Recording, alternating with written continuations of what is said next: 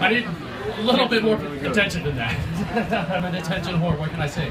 So thank you for coming out for comedy night at Toby's.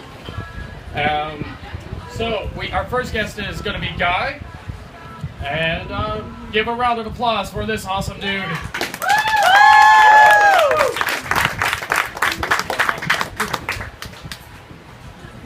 Wow. All right. Thanks, everybody. Thanks for being here. I'm very excited that you guys actually all made it out here on time. This is going to be kind of an awkward night for me. I'm going to be doing this whole thing stone sober because I work here now. So it's kind of like, hey, what can I get away with saying in front of my boss? Like, I guess I'll just go ahead and get the bad shit out of the way. Sometimes I sit down to pee.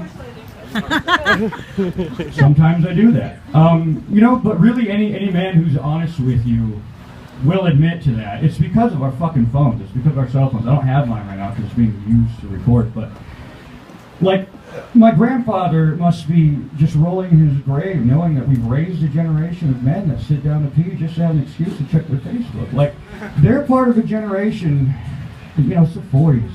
They had World War II. The generation after them had Vietnam. Our generation, our war involves flicking little red birds into little wooden houses full of little green piggies. But eventually, we all learn at some point that, hey, we're men. We pee standing up. This is what we do. And we don't remember the moment in our lives when we learned to do that. But our fathers do.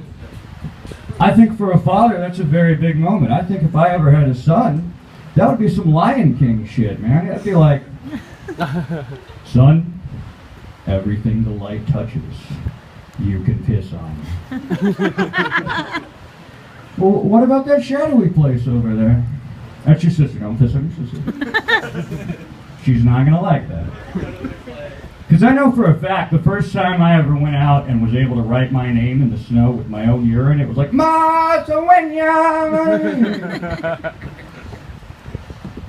So, this is the second time we've done comedy out here at Toby's. I felt like I needed to bring some clever shit. I needed to bring some A-level shit. I was talking to a friend of mine, and I was telling her, all right, I think I'm gonna do something clever. I think I'm gonna try to do some meta comedy.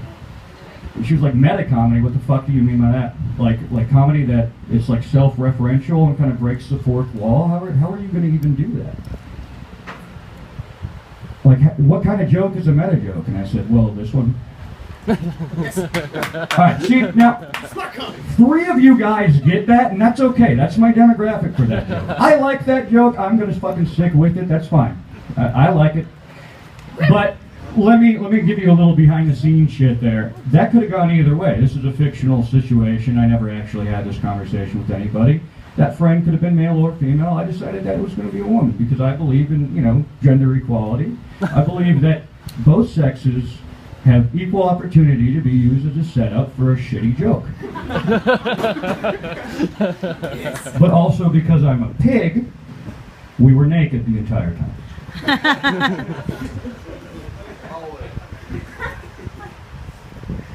You guys are nice, man. Nobody's fucking with me. Nobody's heckling me yet. Because people... Alright, there we go. That's what I was waiting for. Because, like, people fuck with you in your lives, man. And it's not even people you know. It's not God. It's just somebody out there who it made their day to fuck with you, and you don't even find out about it until later. Here's kind of what I'm talking about. Like, I was at the store the other day. I bought a pair of scissors. It had a zip tie on the handle. They're sending that shit out there, right? They can't, that can't be their fucking company plan. Hey, let's make this guy buy another pair of scissors so he'll be able to use the fucking scissors that he just bought. That's just one guy at a factory somewhere going, I know what I'm going to do today. I work at a fucking scissors factory. I gotta find my fun somehow. But people have been doing this shit my entire life, man. Like, when I was in kindergarten, they're teaching you, the basics, the necessities of life. They're teaching me the months of the year, and they taught it with a little song, and it went like this.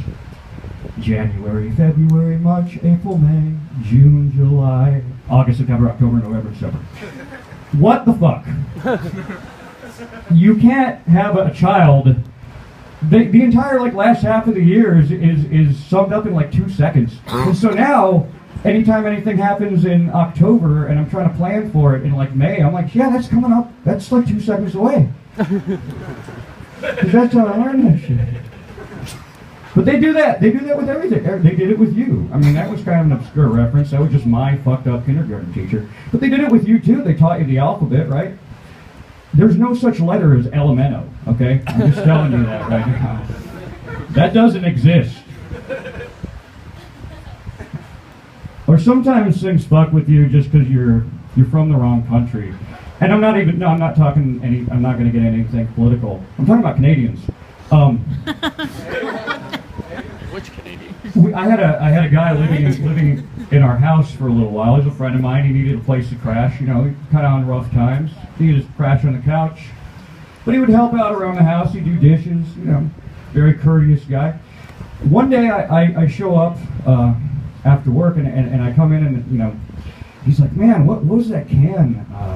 It's like chili or something that you have in the pantry? Oh, God. It's horrible. Like, I ate it, I cooked it, it's disgusting. And I was like, what are you talking about? He's like, yeah, it's some like gravy train shit. I was like, dude, that's dog food. But this is what I mean. He's Canadian, so he cooked and ate an entire can of dog food, knowing that it was terrible because it would have been rude not to.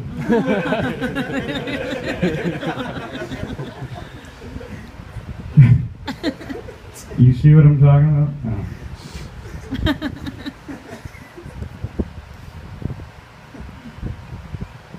All right, I wasn't going to do this, but I'll do it. This is an oldie but a goodie.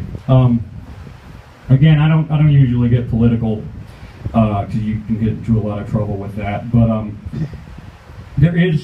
I do want to say one thing. Like, there's no such thing as a gay agenda, right? Like, it's not out there. They're not trying to take everything over.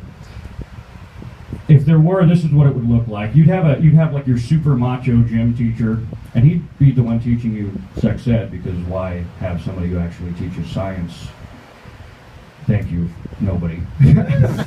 Anyway, this is how it go. You go in there and he'd be like, okay, today, I'm not happy about this either, but we're going to be dealing with fellatio. And they provided me with a dummy.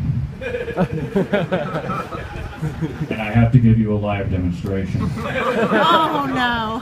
Oh. Oh, no.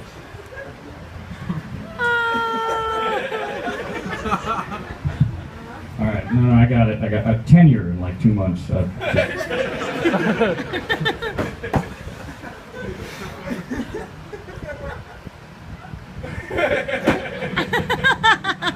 Oh, it smells.